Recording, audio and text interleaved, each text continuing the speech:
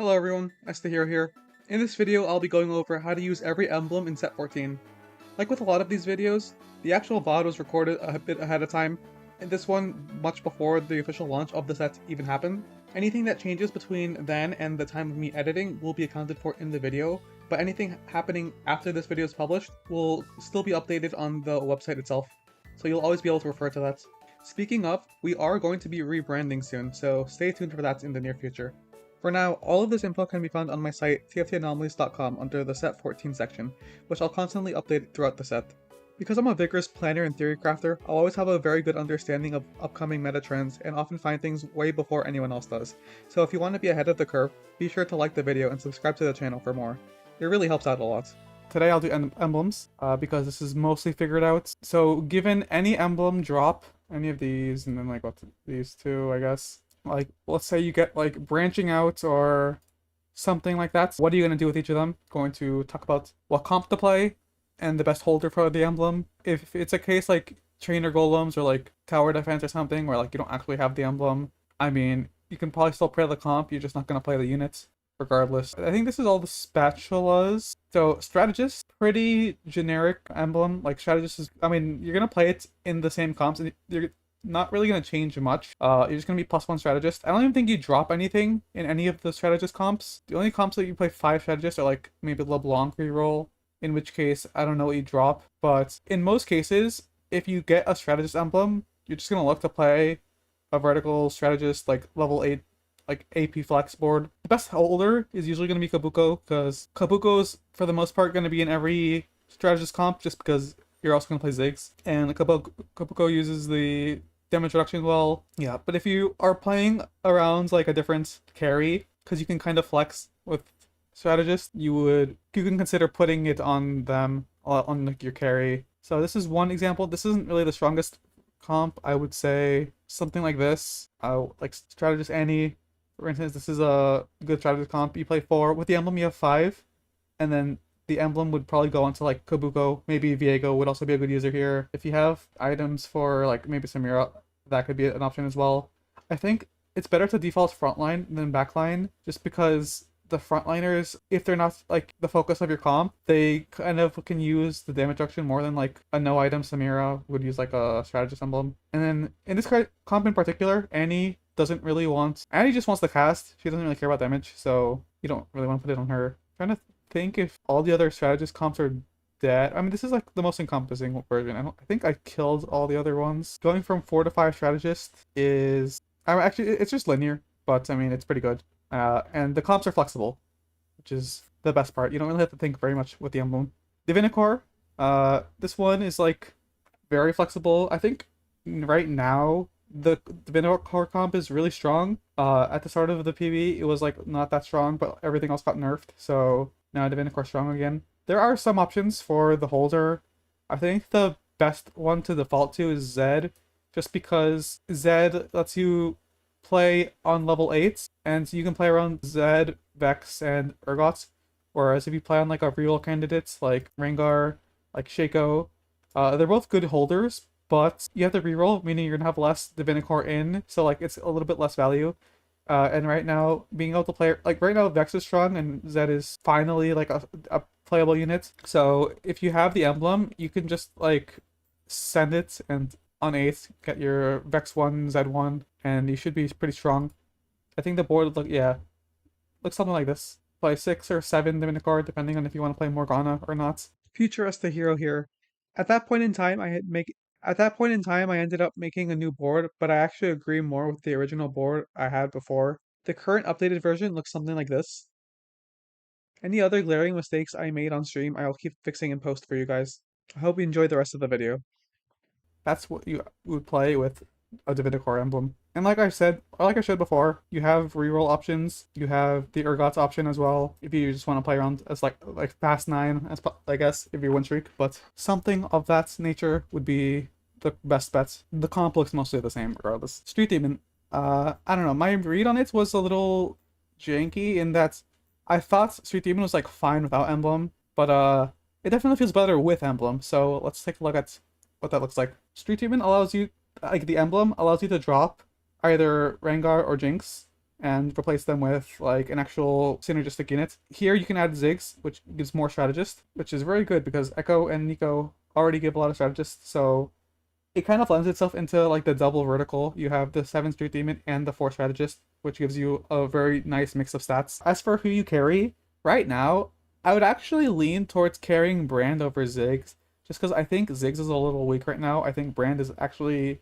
like finally in a decent spot. So the Street Demon Emblem might actually go onto Kabuko.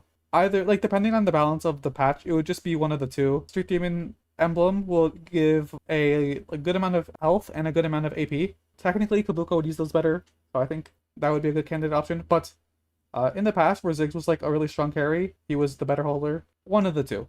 And this is the comp. You're playing 7 Street Demon, you're playing Flex carry between Brand Ziggs, Samira secondary carry with AD items, but you're going to prioritize an AP carry first. They use like the same items. Shojin, like Nashor's, JG kind of stuff. If your carry is Ziggs, he's going to use the Emblem, which is fine. So his items just look like this. Whereas Brand can use like a Nashor's or like a Guard Breaker or something. Yeah, your front line is the 3 frontline Street Demons, and then Kabuko for Bruiser Cyber Boss. It connects with Ziggs. Without the Emblem, you can't play Ziggs. You have to play something else. So like that means you also don't have a link to Kabuko, so you don't have any reason to play it. So it's really messy.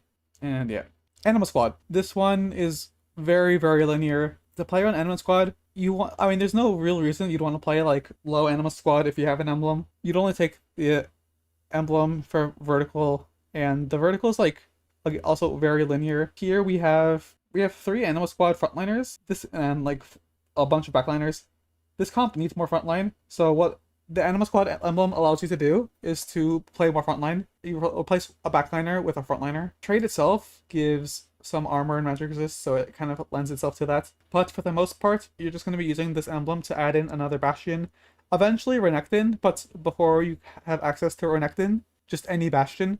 That should keep your frontline more stable. And then the comp, it plays itself. Carry, Xayah, Aurora. Jhin is important because he connects both of their traits. I've seen people play Vertical Anima Squad without Emblem and without Jhin, but that kind of really hurts Xayah and Aurora if you plan to carry around either of them. The core is those, and then this Zac is just a flex unit on 9, because you can actually play a stable board on 8 with Anima Squad Emblem, which is a good option. BoomBot. This is one of the trickier ones to use because the trait itself doesn't connect super well, and a lot of the balance is in how strong some of the units were. In the past, it was just Zeri, and then it was just Fiddle, and then now we're not really sure. Fiddle is like still strong, but I don't know if he's like the only option to play for 6 BoomBots. So this was like my default and probably the most promising one. You're just playing 6 BoomBots with Zeri, Varus, Mordekaiser to connect traits. The other 5 units are the BoomBots. This gives you Exotech, Bruiser, Techie, Rapidfire. Like, it gives you like pretty much everything you want, and you're just playing around Cho'Gath, Zeri, Stall. The way this comp kind of lends itself, you can kind of like play like the same thing, but like reroll Fiddlesticks, Mordekaiser, and play around that for items.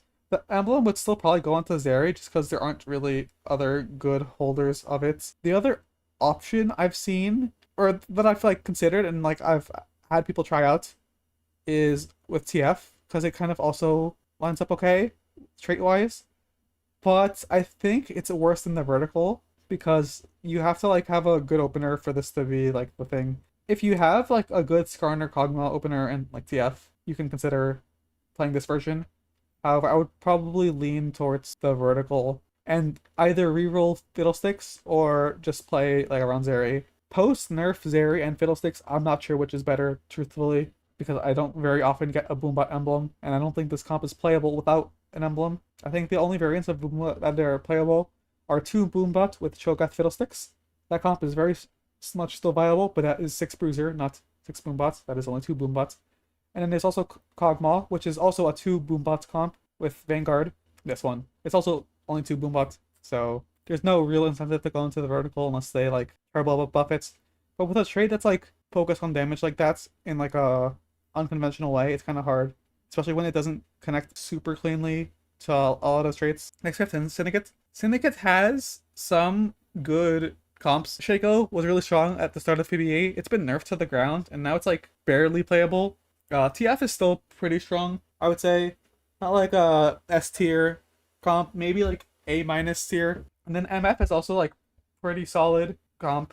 I think a little underplayed, just because it's kind of like she doesn't connect super well to other traits. So a lot of people aren't considering playing MF from Flex, but it is an option. What the Syndicate emblem actually does for like people curious, the bonus just gives them some attack speed and a shield. Overall, not a significant bonus.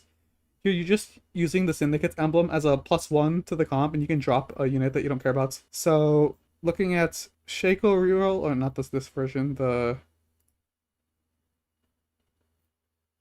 don't know if you played it with 5. I know TF is played with 5. And in this comp, you just drop the Shaco and then emblem like the Gragas or the Skarner or something. You give them a little bit of a shield. For Misfortune, similarly, you can drop a unit you don't care about. In this case, it's probably the TF. Just because Senna gives some AD to Misfortune, so like I think unitemized is probably a better unit. Connects the traits so she can actually be an okay secondary carry. Yeah, not really sure if this is the direction I would go with Syndicate. I would probably lean towards TF just because I think the better MF comp version is the Dynamo version. So all in all, I would lean towards playing this variation and then putting the emblem onto like Gragas or something and being able to drop the Shaco. Golden Ox, this is one of the trickier ones. I feel like a lot of people struggle to play this comp because it's like not super intuitive. It takes a lot of thinking because you want to optimize like rolling / leveling on correct intervals to get your Golden Ox buff while also like not like ruining your econ and tempo. So finding a good balance is like pretty tricky. Sometimes you have to like not roll around just so you can roll enough the round after and actually get the bonus. I have 2 versions. They're both kind of similar. Playing around each of the different 4-cost carries for Golden Ox. In both cases, you're using the emblem to drop Graves, who doesn't fit well into the comp. Graves is like strong on his own with like Executioner and only really needs 2 Golden Ox, but you would just drop him and then play a Golden Ox on the secondary carry. So I have 2 versions, one around Annie, one around the Philios. The emblem is just going to be for their duo carry. So in the Philios version, you can fit in Xayah pretty easily. Xayah's secondary carry, you emblem her for damage amp and like the Golden Ox effects, and you play this version with Leona. And then the other Golden Ox units in Mordekaiser connects traits to give some damage to Viego and some health to the whole team. The Annie version is similar, except you're leaning toward, like, you have AP items, so you're leaning towards Annie, and then your emblem's gonna go on to Samira, just because she connects traits well. And then in this version, you can also play stuff like Echo Nico for some Street Demon, for some stats, some Strategist.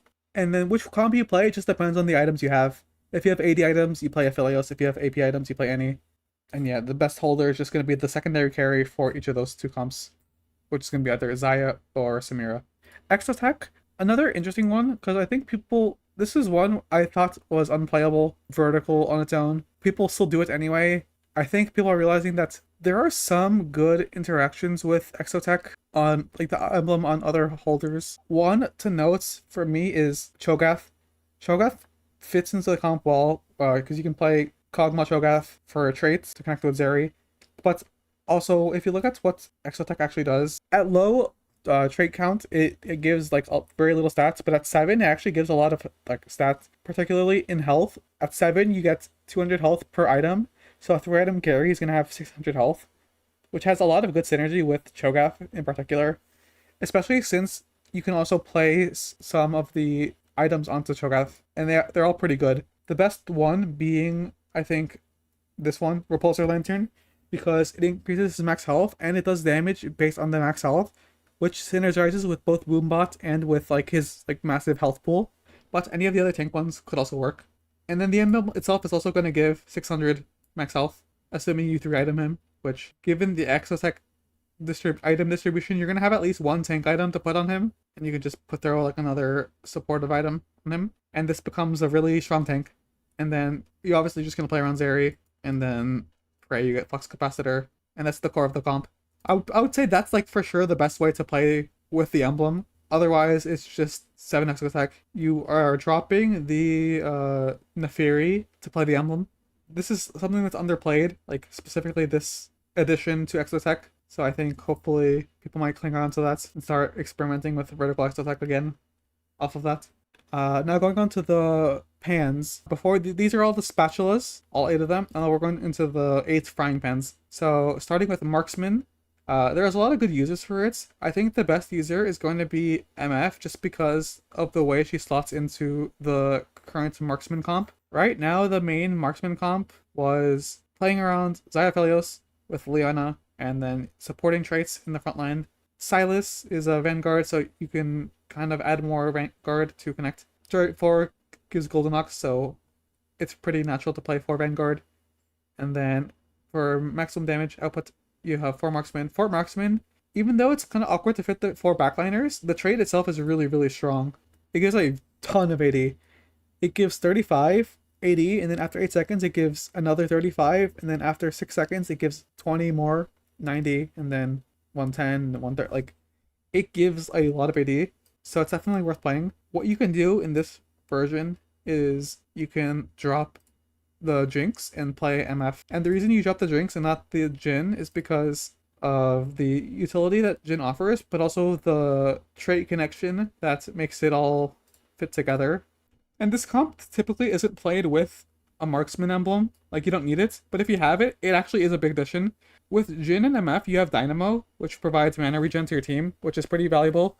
It's also just nice that Jhin like sunders and like he's like a pretty strong unit. And then MF herself is a really, really good user of the Marksman emblem for 2 reasons. One, because of the frying pan bonus, synergizing really well with her spell. The way it works is that every instance of physical damage reduces the enemy's armor, and her ult does a lot of instances of damage to a lot of enemies. So when she ults, she's gonna reduce the entire front line's armor. Like, the bonus isn't anything crazy, but you also have to consider the fact that MF is also getting a ton of AD, which just makes her do more damage. So it's a nice bonus to have, in addition to Dynamo. And yeah, it's definitely an upgrade over Jinx, which without items isn't going to contribute too much. And then what you would do is you'd play around either of them. You don't necessarily have to play around MF like secondary or primary carry.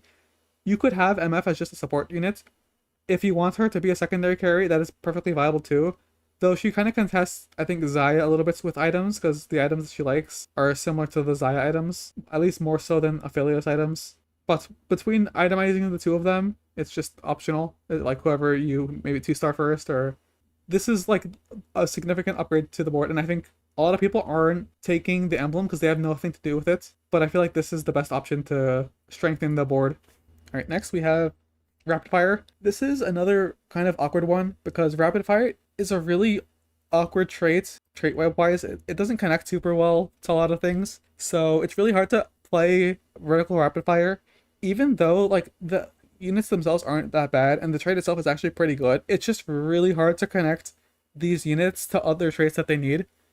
I think the best option to look for with a Rapidfire emblem is just to play around Bastion and play like tempo. And even though you have like these connections, but both of Cypher and Nitro, they need another unit, so it doesn't fit super well. I think realistically, you just have to make do with like everything and like just play around the strong units. The comp is just going to be played around Zeri and Draven anyway.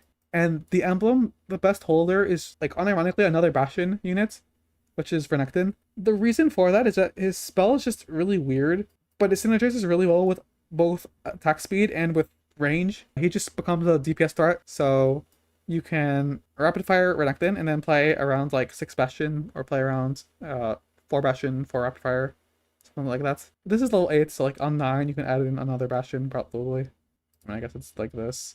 And you can either play 6 Bastion, or you can even consider 6 Rapidfire. If this does damage fast enough to not care too much about the front line, this might be correct. Otherwise, like I said, it's just 6 Bastion, 4 Rapidfire. Both are fine. The other option, which depending on the balance of the meta might be playable, but currently is not, is to play the emblem onto Neferi. The reason why I wouldn't recommend it currently is just because it kind of sucks. Like, Neferi just doesn't do enough yet. But if it were to change and Neferi were to be strong, you just play this. And you can consider like 4 Rapidfire. You could play like around like ranged Neferi. What Neferi has, like synergistically with Rapidfire, is that she's just really good single target damage. And it fits into the traits pretty well because you can reroll on like this board, and with the emblem you actually have like this. Not that like you would really care, because like right now Jin is strong enough anyway that you already have contests for the same kind of items. So I would probably lean towards the vertical over this version, but in a patch where Neferi is strong, this might be the correct user of the Rapidfire emblem. Next we have Techie. Techie is a little like interesting because everything got nerfed, so now I think Techie's like actually pretty okay. There are some options. I mean, okay, the first one we're gonna look at is 8 Techie, this vertical. You're just playing all the Techies, and then you're using the trait to drop a backliner and add in another frontliner, similar to Anima Squad. Kabuko fits nicely because he brings Mordekaiser, like Bruiser, and he brings Cyberboss to like, I mean, I guess that doesn't matter that much. But there aren't really like many other like things you would consider. Cho'Gath is another one that connects a little bit better. Cho'Gath connects to a better unit. You can connect, like if you were to play around Fiddlesticks, that version is like the same thing, and you just have the emblem on Cho'Gath. Though Cho'Gath himself is a worse holder of the emblem than Kabuko is. Kabuko at least has good AP scaling. But I wouldn't go like a lower reroll because you want to get to 8 Techie as soon as possible. So you would want to play around the higher cost units, either Brand or Fiddlesticks, primary carry, and then the corresponding tank. But yeah, I would lean towards one of those two and playing one of those two variants of the 8 Techie comp. Otherwise, pretty much all the other Techie comps don't really care too much about emblems. They're kind of built around the whatever breakpoints they have, whether it's like 4 or 6. Dynamo. This is an interesting one. Vertical Dynamo is like similar to Rapidfire. It's kind of awkward, but the actual frying pan effects are pretty interesting. What it does is on cast you gain damage amp per mana spent, which is really good on units that spend a lot of mana really quickly. I think the first unit I thought of was Yuumi, just for that effect. Yuumi with like blue buff and stuff and her traits, rapid fire cast, and she is just gonna rapid like stack the damage amp. So the comp I have built around that is like its own thing, like it's dependent on having the emblem, but it is very strong if you do play that version. And I have it marked here because I feel like no one takes Dynamo emblem, but this comp is very strong. You're just rerolling Yuumi, Dynamo emblem plus blue buff. You are just spamming her spell and you're getting tons of damage amp. Because you have damage amp like from this, you don't really need that much like strategist or like anything like that. Dynamo is also more mana regen, so you don't need that much amp. You're gonna be spamming your spell anyway. And what she needs is like more like raw AP, so that's why I have a death cap here. Supporting units, Morgana is actually kind of good because she's a really good Morello / red buff holder if you build that, and she also gives 1 Dynamo and 2 Divinicorp AP, which Yuumi needs. And then the rest just like frontline that is suited to stall for Yuumi. Anima Squad can kind of fit in Silas, Leona. Aurora is a Dynamo, so that's like 4. And then Alawi is just a frontliner, but that makes 5. Her spell's also nice because it reduces magic resist, so it's like an added bonus. And then just to add more frontliners, you can have Nico Echo. It's more strategist, which is some damage reduction for your frontline, some damage amp for Yuumi, which is like fine. It's good for her to have, even though she's going to get a lot more. And having these two enables you to have Samira, which connects the traits for Street Demon and Amp, a little bit more mana regen, a little bit more stats for her frontline and for Yuumi, which obviously feels pretty nice. Obviously, this is 9 units, so you're not going to have the whole board, but like you would just be playing like 5 Anima Squad and as much Dynamo as you can while rolling for Yuumi, and then you cap on this board. Yeah, I think this is a really underrated version of Yuumi and an underrated usage of the Dynamo emblem, but I think it is the strongest one I've seen so far. There are some other good holders just by necessity. Senna is really good with the emblem just on the basis that she generates mana super slowly, so this helps her a lot. Other like interesting holders I have is Zeri. Zeri connects with Jin, so you can activate it, but what's curious to me is like Zeri casts her spell really often, and this helps her do that more. So there might be like a situation where like you like have this and you play like a normal like Exotech Bastion type comp. But the point is Jin provides Dynamo, and then Zeri is another unit that can cast her spell really often in a different manner, this time with Rage Blade, but it's the same principle. She will get a lot of damage amp for free, and thus it'll contribute all the damage. And then it also enables Dynamo, which is a support trait for her whole team. So there's potential there. I haven't played that version, so I'm not sure, but it is worth considering. Next is Bastion. Bastion is like problematic in the sense that the users of the emblem are very few. The pan effect is that it gives AP based on the armor magic resist. So if you have a lot of Bastion, you have a lot of armor magic resist, so you're going to give a lot of AP. So you're looking for a unit that is a frontliner that wants AP, and there aren't that many of them. How it would work is like a little difficult. I think Viego is in a decent holder. That's version you just play 6 Bastion Aphelios Viego. You would emblem Viego and then drop something. Gives Viego a lot of resists, and it gives him like it'll give like 40 AP or something, which is like a pretty good damage item. In addition to the fact that it's giving like a shit ton of resists. This board is just literally 6 Bastion, Aphelios, Viego, +1 Marksman, or like I picked Jin for Exotech. You can get the item. If the Exotech item is bad, you just play Zaya. Fiddlesticks, kind of similar. He connects with Shyvana for Techie, and then kind of like awkwardly doesn't have like all the traits in, but he uses the resists well, he uses the AP well, so this. In this, you are looking to connect the traits, so Kog'Maw as the BoomBot connection, and you just play Zeri, and then it works out fine, and then you're just playing Fiddlesticks, and then you can kind of do a tank, Galio, backline Zeri. This also lends itself pretty well. In the last version is Nidalee. This one's a little more awkward to play, but like you're just playing around like Nitro. Nidalee herself like is just an AP frontliner that can use like everything pretty well.